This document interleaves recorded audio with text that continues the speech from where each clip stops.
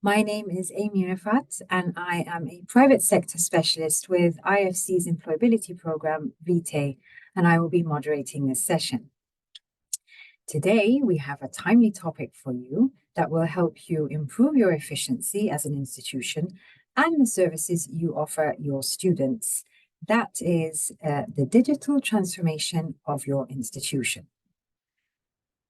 We know that you, our audience, are at different stages along the journey of digital transformation or automation. And that is why we have speakers that are also at different stages of their digital transformation. You might be thinking about how to do it, you might be putting together a strategy, or maybe you're even implementing. No matter what stage you're at, this webinar will provide you with insights to reach full efficiency at your institution, and ultimately to improve the services you offer your students.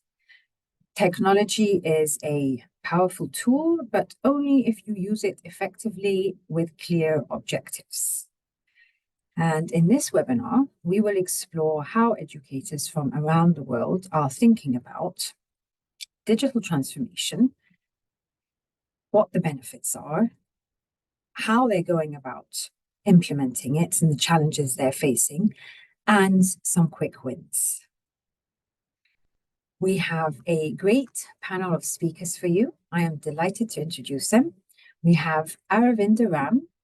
She is Deputy Pro-Vice Chancellor at Botho University, a Pan-African on-campus and distance learning institution based in Botswana. In Botswana, Lesotho, Namibia, Eswatini, and Ghana. She oversees the university's employability strategy, supporting students and alumni. We also have Salvador Khalifa. He is the Chief of Digital Transformation at Thales Group, an educational group based in Mexico that owns 2 universities and 1 technical school with over 150,000 students. And we have our own Leonardo Lima, who is an education and employability specialist for the DFTEP program within IFC, which we will get to later, which focuses on helping institutions digitally transform. And before joining IFC, Leonardo worked as corporate relations director at IE Business School. As usual, we will have a Q&A session at the end. I encourage you all to send in your questions in the chat box or the Q&A box, and we'll get to them hopefully at the end. So now let's move to our speakers, and I'd like to start with you, Leonardo. What does it mean to digitally transform your university? Because sometimes it's thought of as just offering online programs, but that's only one part of the story, right?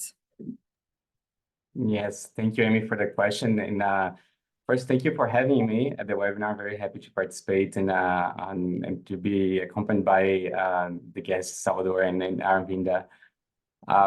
So to your question, you're right. Digital transformation for university means really to leverage technology and strategies to improve the operational areas of the institution, right? So it includes the academics part, includes what you meant with the online programs, but this is really part of it, right? There are other aspects of digital transformation to a university, like the technology, infrastructure, and architecture, the strategic use of data, partnerships with tech companies, and of course, the organizational culture and mindset, right? Along with all the operations that the university does to provide those classes. And so just to give you an example of what I mean with that, for example, a university can digitize the recruitment process with support of a CRM tool, a customer relationship management tool.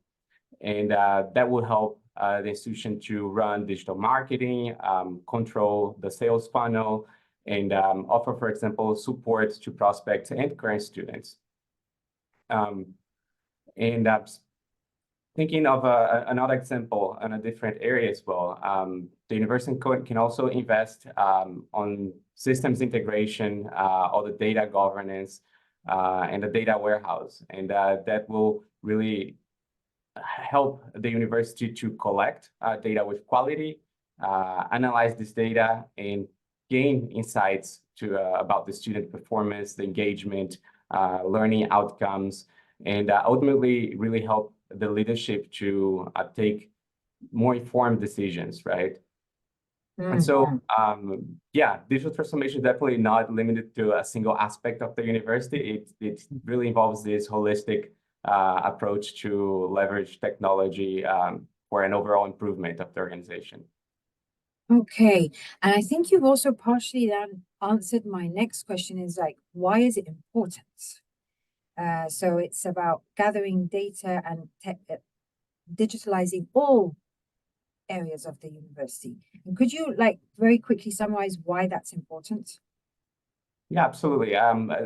When I think of the benefits of digital transformation, four main areas comes to my mind. One is the impact that it may have in the revenues of the university.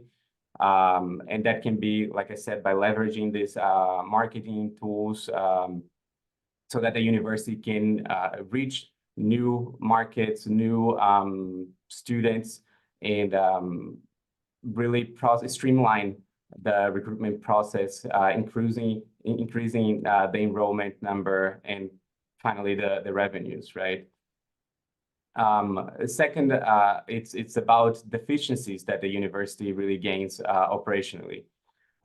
It can automate back office processes like online payments, digital record keeping, and that will help the university to streamline again those processes, administrative tasks, and that will save time and resources, right? A third point that I think of is on the quality of education, right? Through the use of more specialized software for classes, comprehensive training programs, and the data analysis itself, the universities can then improve the retention and the outcomes of online learning, for example. And this really ensures that the students receive that high quality education regardless of the location that they are at, right? In case of online programs. So yeah, the digital tools can also help on online portals, on the knowledge management systems, the career development platforms. There's a number of ways that can impact in the quality of the education that the university is offering. And finally, the fourth point that I had is about the relevance, right, of the university.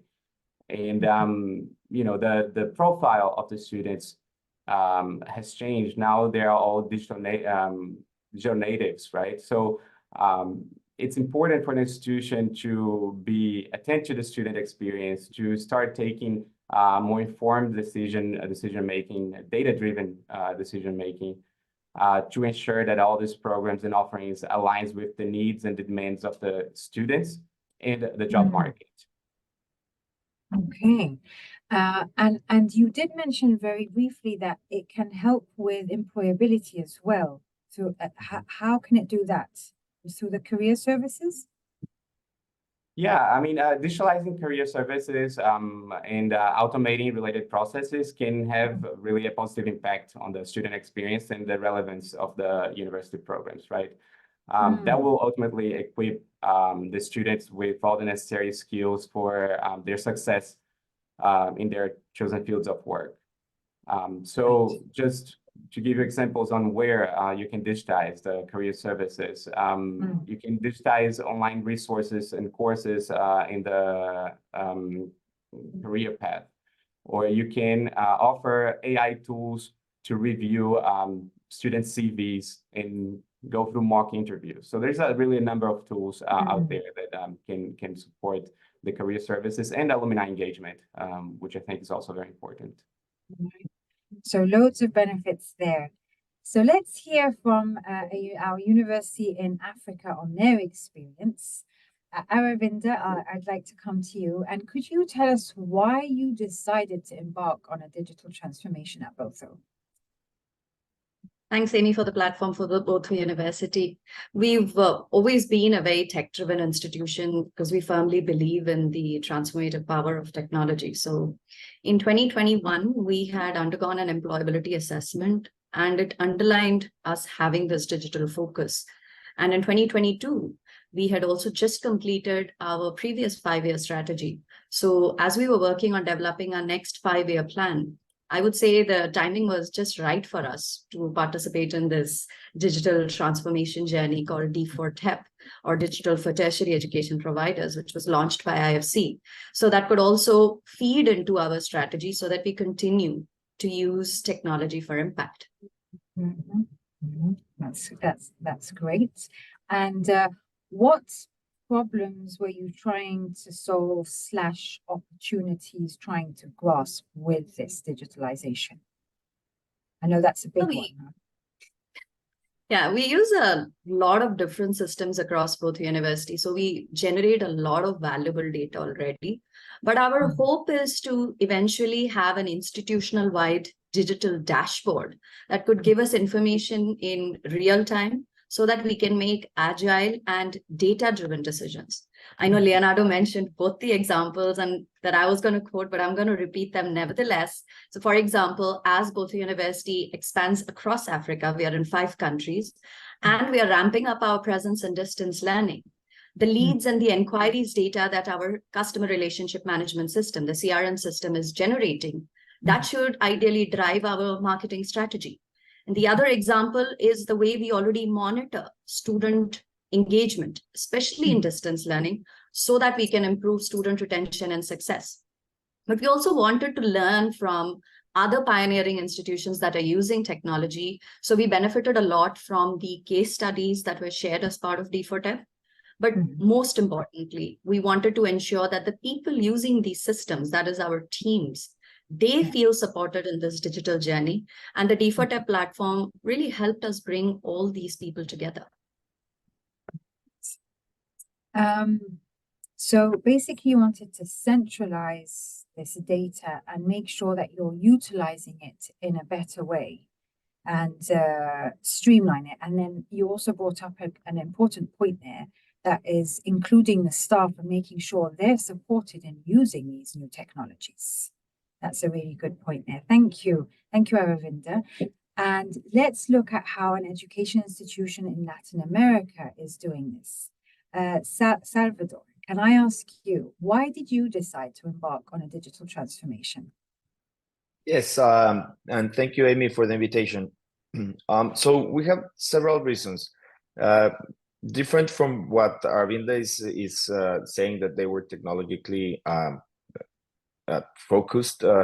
We were mostly traditional. We were mostly on the traditional campus experiences, and we saw a lot of opportunities to digitalize and streamline our processes.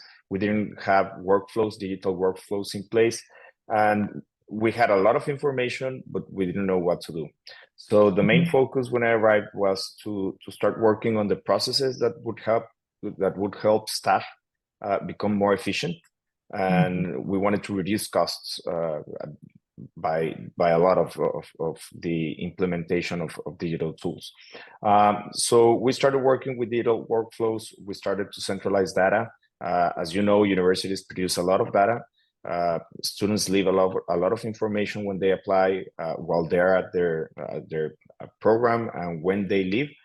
So we wanted to use that data and centralize it in order for us to take better informed decisions and use it in our advantage for the next generation of students that would apply into our institutions and give them a better experience. So we started creating that with different software systems. And additionally, we saw this opportunity to start creating digital content, because before that we only used an LMS for homework or different tasks. We didn't have any digital content at all, like audio, video, or any PDFs. And something that helped us a lot, because we had a 5-year program in order to do this transformation, and COVID in a good way or a bad way, it helped us change the culture in the company tremendously. So this was some of the things that we wanted to embark, and especially that we wanted to create an ecosystem, which I will talk a little bit about later. Okay, but yeah, thank you for that. So, and I'm noting here again the common thread of data. There's all this data, and you want to make sure that it's centralized and being used. Okay, so what were the problems you were trying to solve? And then I'll ask you about opportunities, but we yeah, can start with problems. So mainly, as many institutions want to increase their applications. So we wanted to increase applications from students, and we wanted to decrease the dropout rate. So in that, in a nutshell, is the both most important KPIs that we have, and from there we have several different KPIs as well. And data helped us a lot to understand why people were dropping out. So we started creating and first it was like a basic model, and then we started to use machine learning, and now we're using AI to be able to identify students who are prone to drop out. Yes. And by that, I mean, we use a lot of information from our institution, but we use a lot of information from the country itself. So let's say we're able to get the data from INEGI, which is the Mexican central source for information for the country. And let's say we identify students from different zip codes that usually drop out, and we're trying to identify on whether it is because they have problems in that neighborhood, or is it something that the school, before they enter to the program of the university, has. And we try to cross-reference and cross that information with the experience that the student is getting. We see a lot of dropouts on the first trimester. We use trimesters, and so we basically can adapt that model into telling us which students are going to be dropping out soon. For now, we have an 85 confidence model, which is very low, and we're still upgrading it and trying to perfect this model. But that's something that we understand will help us retain more students and become proactive instead of reactive. And the other one that Arvinda already mentioned is related to the sales process. Of course, we're using now CRM, whereas beforehand we were not using it. And that helps us a lot understand our customers and use digital marketing as well in order to understand the leads that we have. At Talysis, we have around 40 different campuses for one of our universities, and then we have 70 other different institutes for our English as a second language business.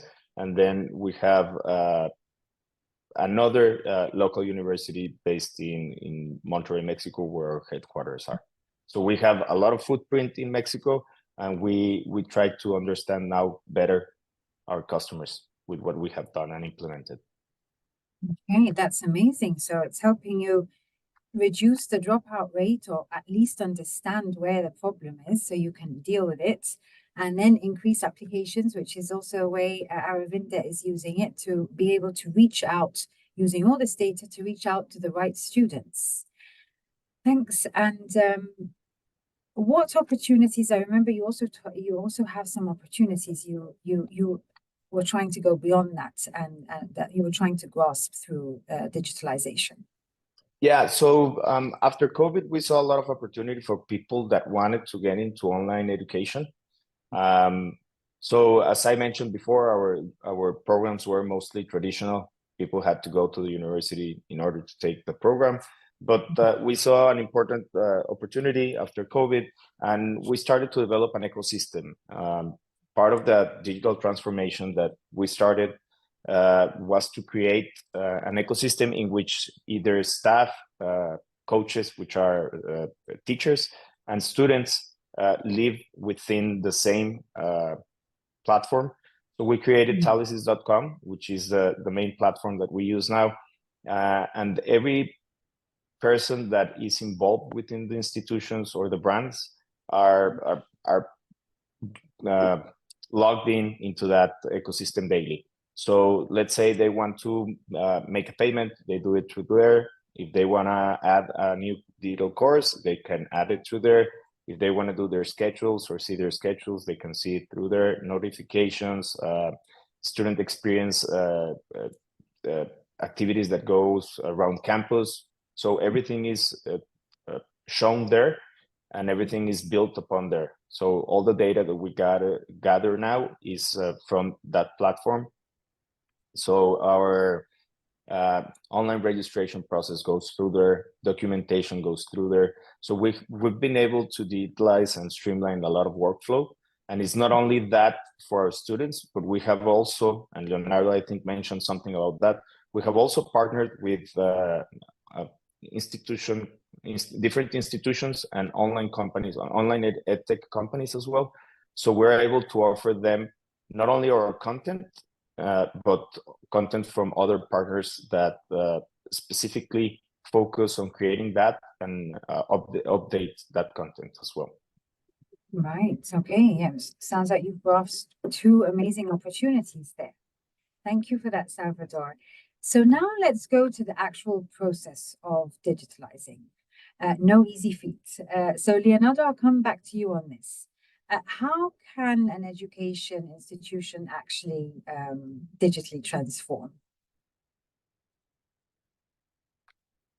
Yeah, thank you, Amy. And that goes to the experience that both Aravinda and Salvador shared with D4TEP, right? And I wanted to share a little bit about the program, if I may also share my screen now. Sure. So I'd say that digital transformation really starts with having and setting the right strategy in place, right? And that's why at IFC, we started the Digital for Tertiary Education program a few years ago. And the program really goes about helping the organization to set up what is that digital strategy and an actionable plan so that the institution can act over it and effectively digitally transform. So D4TEP is a 4 phases project, as I'm showing in the slide. In the first phase, we work with the organization to understand what are the digital maturity gaps that may be there, and work on setting what is the ambition of that institution, right? So once the institution knows what is that baseline, what is the point A, where they're departing from, and where they want to go, we move on to the second phase to start working on that strategy, right? And so we do that by identifying what are the digital capabilities that are critical to the organization and that they should develop in order to achieve that strategy that was set. We also help them analyze the digital ecosystem. So from all the tools, apps, softwares, to the internal capabilities that is supporting the development of those capabilities. And then we enter what we call a plan phase. And that's where we really start working on building a set of initiatives that is going to be really the transformation project of the institution. And so at this point, we work identifying leaders within the university that are going to be accountable for these initiatives and help them design the roadmap of implementation of that particular initiative. And we do that assessing what are maybe the potential risks involved, what are some of the dependencies, what are the efforts that are necessary, what are the identifying resources that are going to be necessary as well. And so that goes on with a cost-benefit analysis so that the institution can better understand what to expect from that digital transformation plan, right? And finally, in the last phase, the mobilized phase, we work together on a foundations workshop to share some tools on change management. And so here we talk about governance, on identifying risks, on measuring the success, and a number of elements that are really important to accompany these initiatives as they are being implemented, right? It's important for the institution to be able to communicate correctly at the right time to the right stakeholders, right? Mm-hmm. And that's what D4TEP is really about. And we've had the pleasure of having both Thalesis and Botho participating in the program, and hopefully having great experiences as we heard from them before. Great. Okay. So what are you seeing now that we're clear on the process? What are you seeing across the globe through all your work with different institutions on digital transformation? Like what are the things that are coming across globally? Yeah, I really like your question, Amy, because it touches on things that both Salvador and Arvinda have touched on already, right? So one thing is that most institutions really started their digital transformation process forced by COVID. So starting keeping their classes ongoing and addressing those more burning issues or burning needs on the academic side, but not necessarily guided by a clear strategy. And so with that, other areas of the institution started lagging behind, right, in terms of the digitalization. And by that, I mean some of the back office operations, like the process like Salvador was talking to, the movement to cloud systems, the ability to really generate data with quality and being able to use it for decision-making, as Aravinda was also really mentioning. And so we have worked over the course of the past 3 years with almost 20 clients in D4TEP. And one thing the program has showed is that focus that institutions are taking now on modernizing their technology architecture to guarantee the system's interoperability, guarantee some data analysis, digitizing some of the administrative processes, and as both of them also mentioned, adopting CRM tools has been one of the top priorities on really being able to communicate and streamlining the recruitment process. And so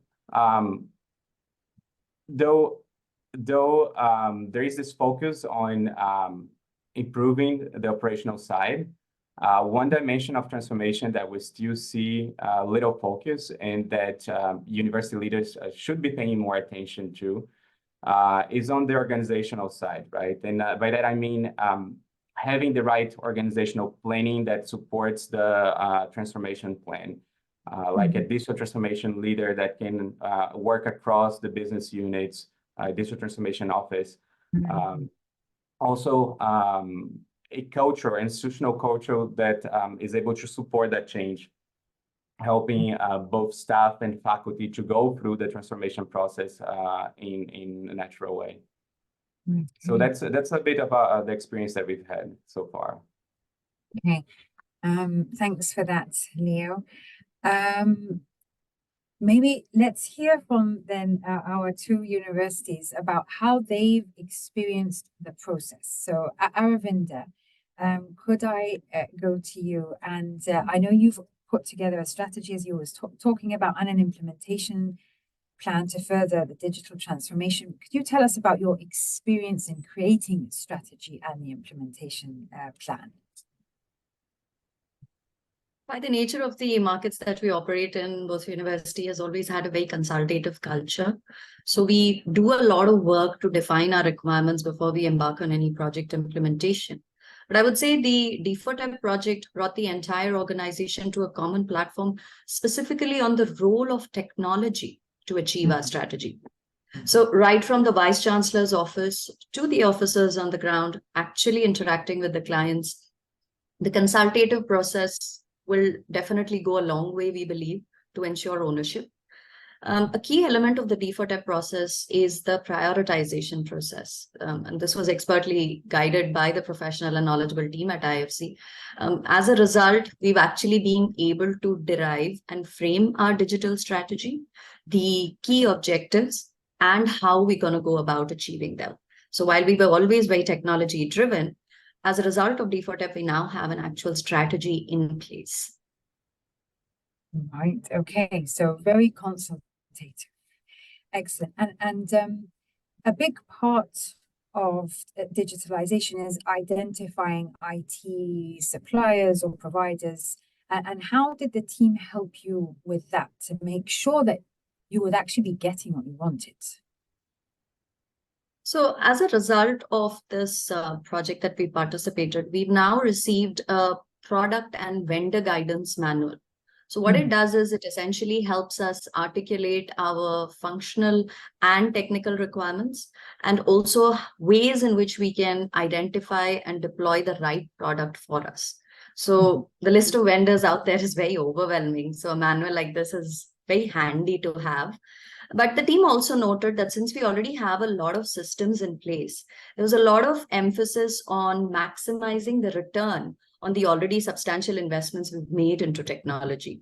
So the D4TEP project, I would say, has brought about a very conscious focus on leveraging our existing systems better and also scaling up on user training and support. And any new implementations will only be considered if we feel like there's a gap in our strategic priorities in terms of technology. So we're being very mindful about using what we have already better rather than just rushing into new implementations. Right. That makes sense. Use what you have first. And that's very helpful also because I know many people in our audience struggle with the overwhelming variety of choices out there. So another question on this is, what challenges did you face while you were putting together the strategy and the action plan, with the actual process?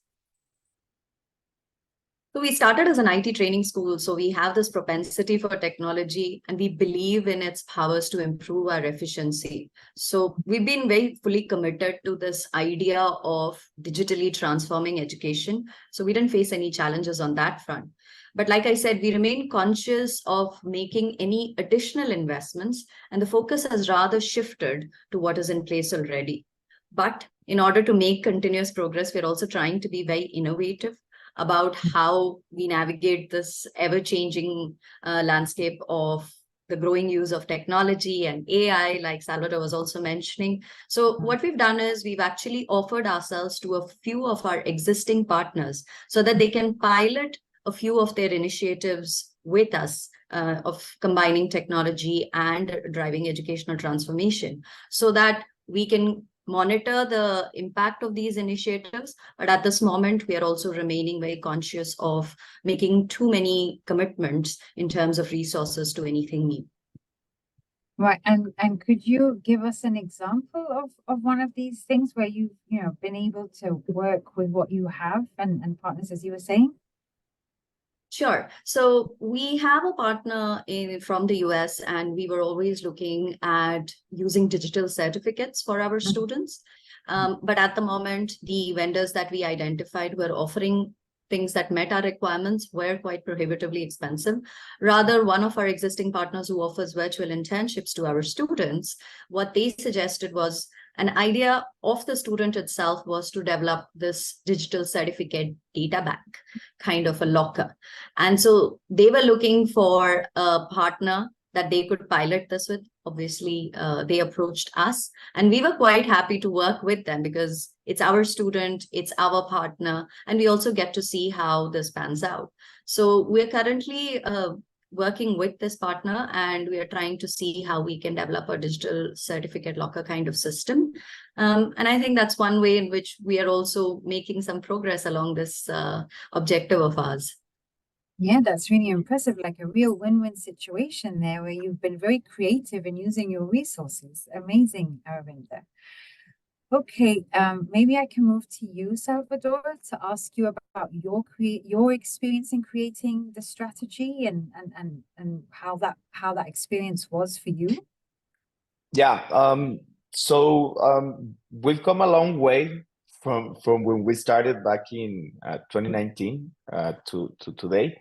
But I mean, and obviously this was with the help of the D4Tech team when we started the project in 2021.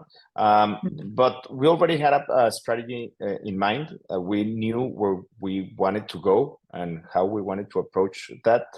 But the D4Tech team helped us to better organize the process. I mean, as you saw what Leonardo shared, they have they have a very organized way, and it helps a lot of us and the team to know when and how and where should we go. And that helped us with the time frame, and with our board of directors, which basically wanted to understand better what we were doing, because most of the times when you talk about technology or about a deep transformation within the company, they don't have that clarity or that depth in knowledge of what you wanted to do, and that involved a lot of changes in the technology architecture. And so we went from legacy systems to cloud systems, and we went to working with ourselves developing most of the programs or software that we used, versus hiring contractors or different partners for different services, which is better, more affordable, and way much better, because our main goal is to educate students and not create software itself. So that way it helped us to better start engaging with different technologies, different partners, and a roadmap of more clarity of what we wanted to go. Right. Okay. And what challenges did you face while putting this action plan together? So I think that most of the companies, not only education companies, but most of the companies go through similar challenges. Our biggest one was the people challenge. I mean, cultural challenge is always there. People are adverse to change, and that was one of the things that we saw most important as a challenge. But then COVID came, as I mentioned, and there were no alternatives. Either you changed or the university would have to close. I mean, we were only offering offline products, and from one day to the other, we need to offer online products. So that was one of the biggest challenges, in which we started sending the right tools and educate our teachers in order for them to be able to give education through online software, which they were not familiar with. And the other things are that we started to see that some jobs were not needed anymore once we started implementing these new technologies and new processes. So what we had to do was to either put the person to do different things, because instead of doing like labor or traditional repetitive tasks, we put the different people in the use of different resources, like more analytical, less manual, less repetitive. And sadly, we had to, of course, decrease our headcount in order to become more efficient. So we were coming from a lot of people-depending processes, and we started to become more autonomous in the technology side. So that was some of the challenges that we faced.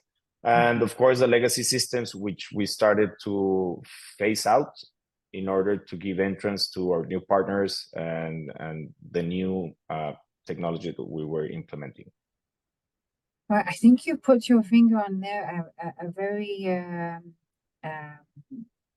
tough topic for a lot of people in the audience, which is getting people to change. Once you add technology, you don't need so much admin, let's say, and you'd rather have more analytical work. And you said you actually switched some people this way. And our evidence shows, as I'm sure you know, that staff would resist this kind of change and are usually intimidated by it. So How did you get them to do this, to change to something else?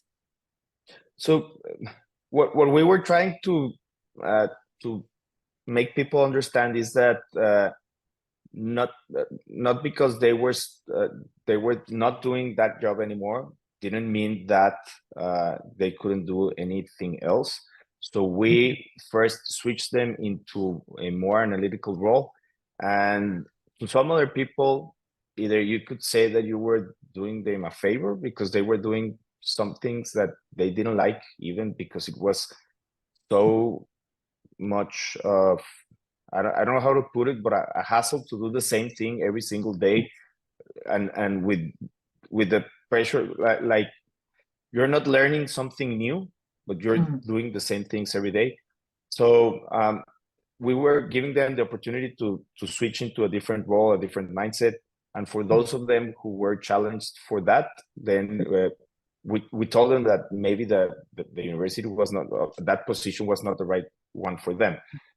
So of course it generates a little bit of anxiety in the company, but once people start seeing that things are being done more easily, and that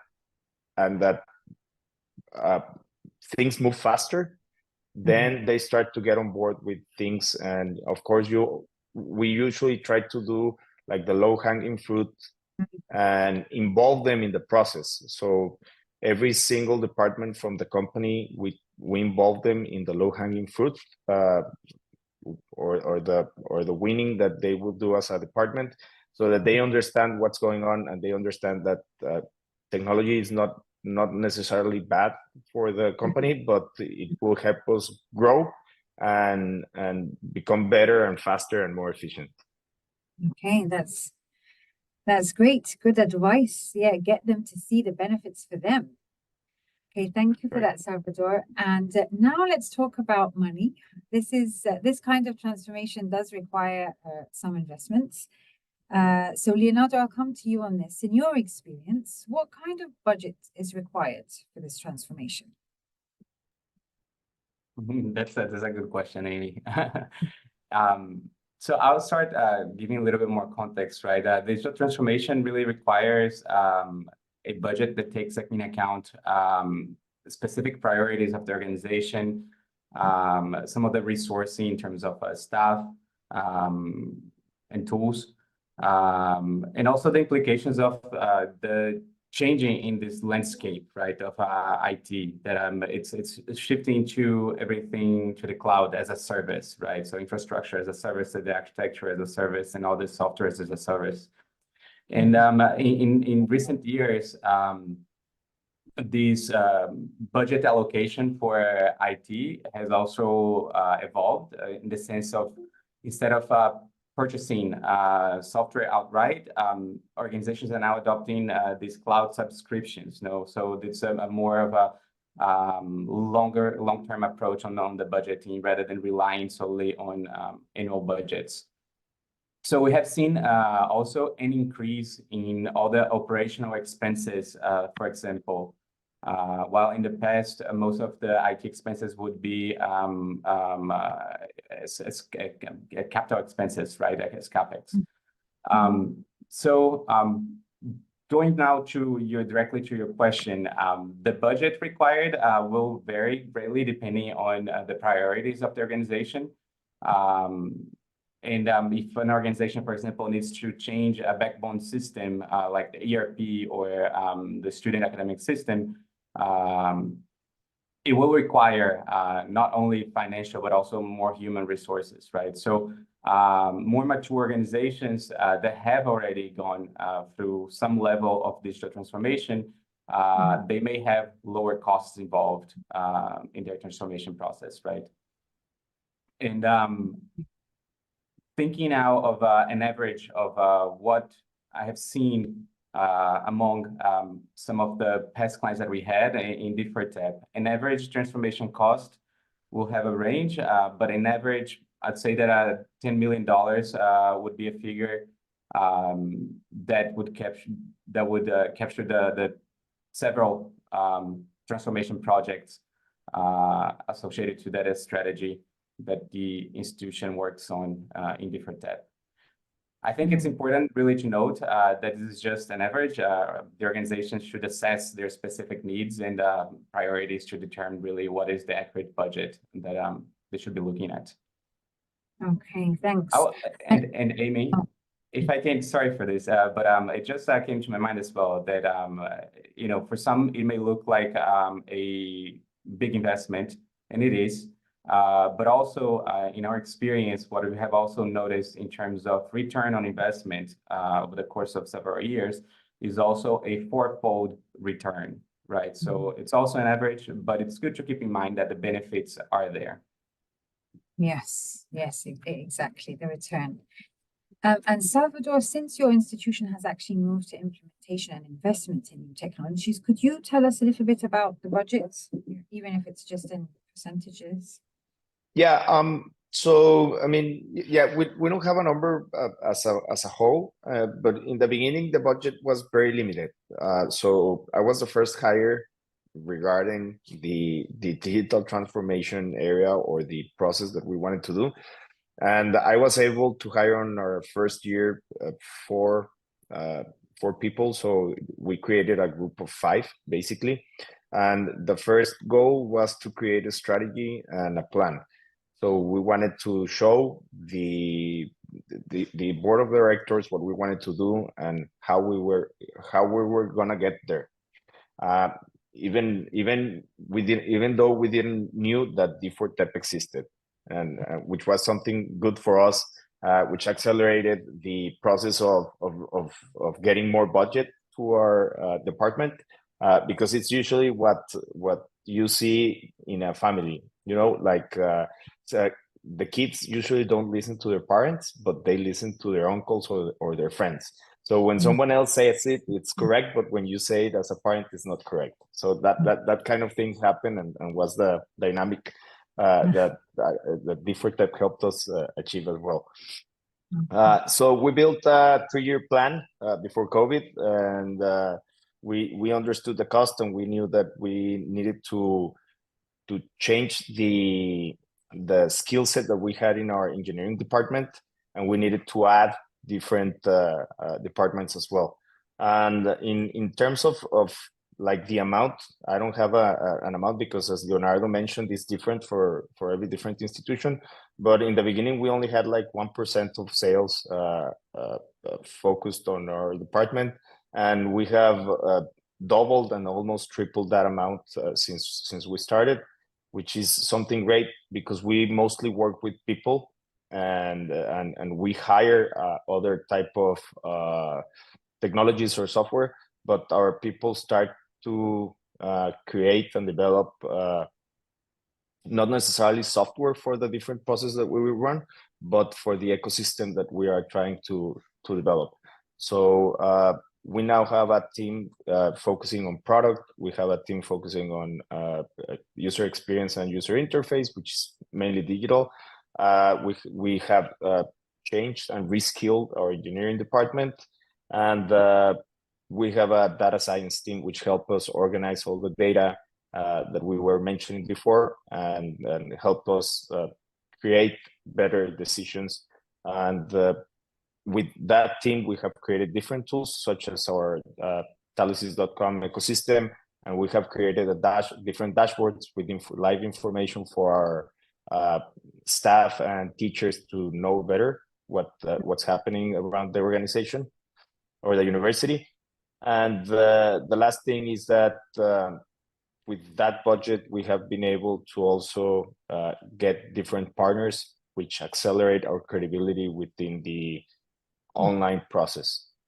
Right. So you've been done quite a bit with your budget of 2%. Yes. And we're glad to hear that D4TEP acted like good uncles and aunties. So I'm going to go to you, Leonardo, the representative of uncles and aunties. And just a quick question on, I mean, you've already given an amount. Do you want to give a percentage of budgets, perhaps, that you're seeing globally that institutions are utilizing for this?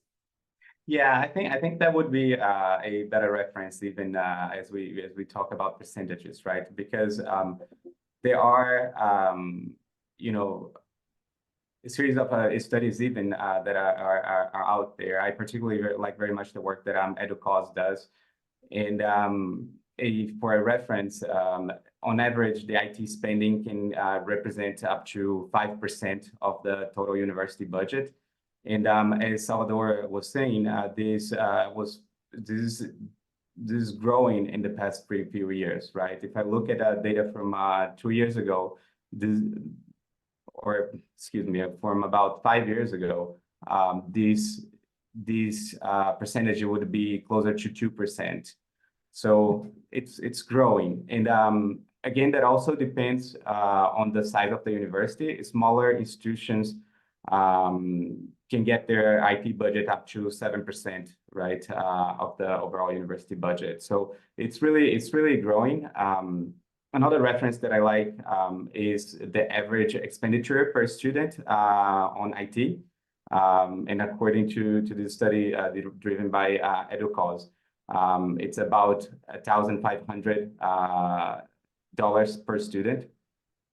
So yeah, I think that reflects what we were talking about before, right? That more spending now in OPEX versus CAPEX, and all this investment now in cloud and infrastructure as a service overall. That's great. That's very helpful, Leonardo. Thank you. Just before moving to Q&A, I want to ask Aravinda and then Salvador to comment on this report published by UNESCO this year, to 2023. And the conclusion was that inequality is increasing in education around the world because of the lack of access to technology and internet for some students. So I'll come to you first, Aravinda. Do you worry about this equity, equal access, given the lack of access to computers and internet for some students? And if yes, do you have any ideas on how to address this? So, Amy, both university, as you mentioned, we operate in countries in Africa where technology and access to internet, it's improving. But there's a lot that is to be still done in terms of especially cost and quality. So any conversations about digital maturity that we have must keep this context in mind. But this has never stopped us from steaming ahead on technology initiatives. And we've always been the early adopters in the region simply because we believe that technology improves efficiency. So we were the first institution in 2007 to offer laptops to all our students. This is 2007. We were one of the largest, and I think still largest consumers of internet, which is an extremely expensive resource in the parts of the world that we operated. We've managed to negotiate internet subsidies from our very kind and generous partners so that we can offer virtual internships and remote work opportunities with international employers to our students. Net, our campuses thus become like these digital hubs for our students so that they can access Wi-Fi, high-speed bandwidth, computers, all this technical equipment. The campus becomes their second home. And this is our faith in technology, basically. We believe that tech should drive education. And so we have to constantly remain in solution mode so that our students can stay on trend and also stay globally competitive, despite the environments and the challenges that environments bring them. Right. That's great to hear how creatively you're looking at ways to address this, Aravinda. And Salvador, what's your take on this? Would you like to comment? Yes, for us, this is a concern, and this is the core of what Talisys does. I didn't mention this, but most of our students are pay $100 worth per month, which is a very low tuition, monthly rate. And so we cater to people who actually, similar to what Aravinda is mentioning, do not have access to a computer in their home. A lot of them, and most of them, already have access to a phone, which in Mexico, most of the people do have access to phones.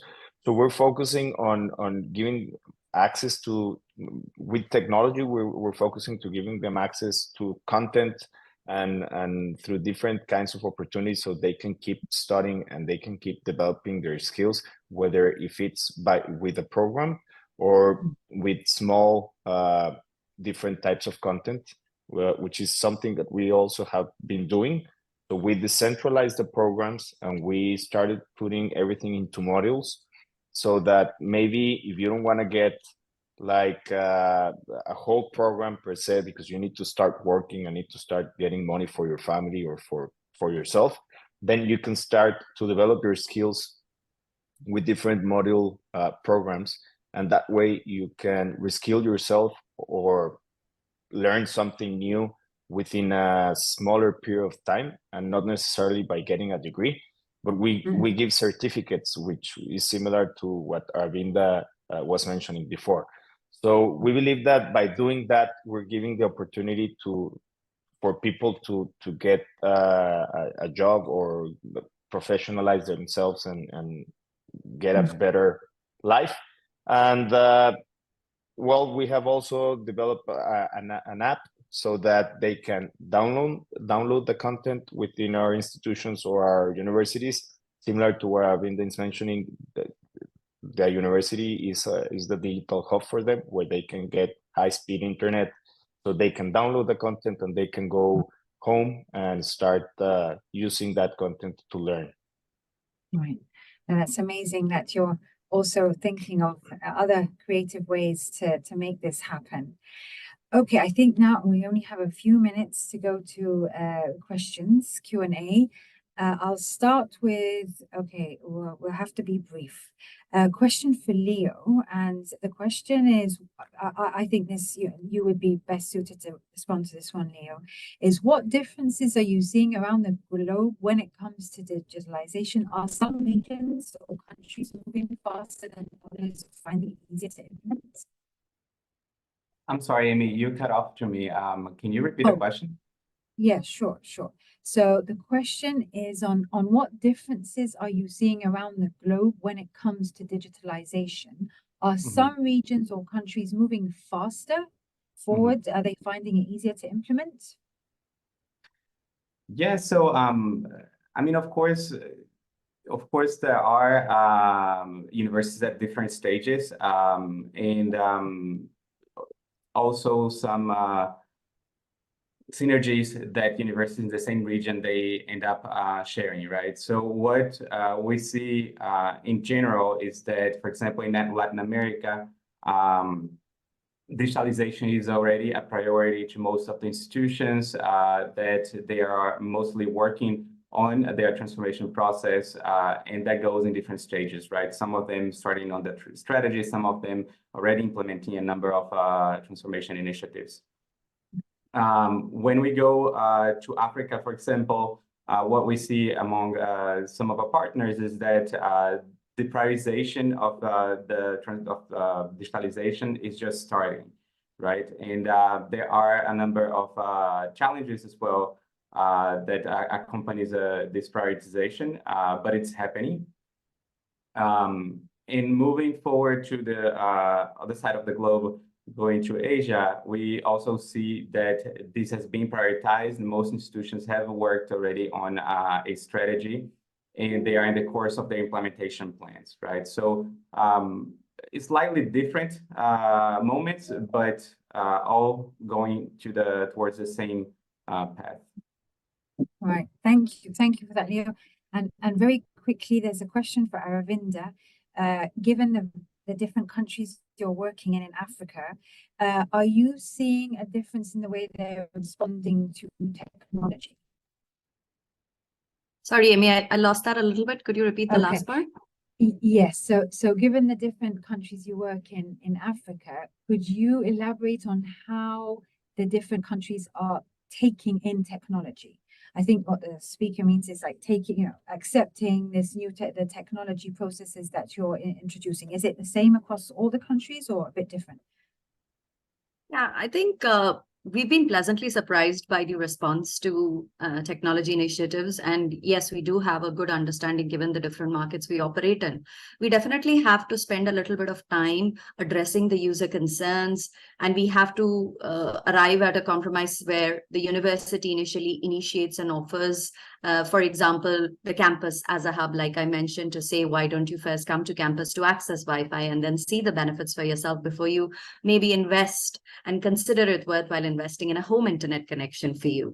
So we've been doing a lot of user training and awareness for our communities to say that, opportunity lies in internet connection away. And we've been able to demonstrate results for those who have taken these steps towards improving their scope of possibility. I think that plays a very big role in bringing more people on board. The results speak for themselves. And we're spending a lot of time in also speaking to our partners to say, if you're piloting anything with us when it comes to technology-driven initiatives, would you be willing to, like I said, provide an internet subsidy or lower costs for us so that we can try it out? But the results, and we're very sure of this, will speak for themselves. And most of our partners have always been very, very positively overwhelmed with how both university students adapt to technology initiatives, so much so that many of them set up local offices or they scale up the numbers that they are offering. We've been very, very fortunate to have partners who are willing to do this with us.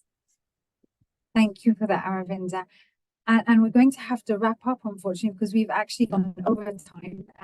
So we won't be able to get to the rest of the questions. But I wanted to first thank you, the speakers, Aravinda, Salvador, and Leonardo, for taking the time to share your knowledge and experience. Thank you so much. And thank you, everyone in the audience, for joining. And if you have any questions about IFC Vitae and how we can help your institution, especially on digital transformation, please don't hesitate to contact us through our website. Looking forward to seeing you at the next one. Thank you, everyone.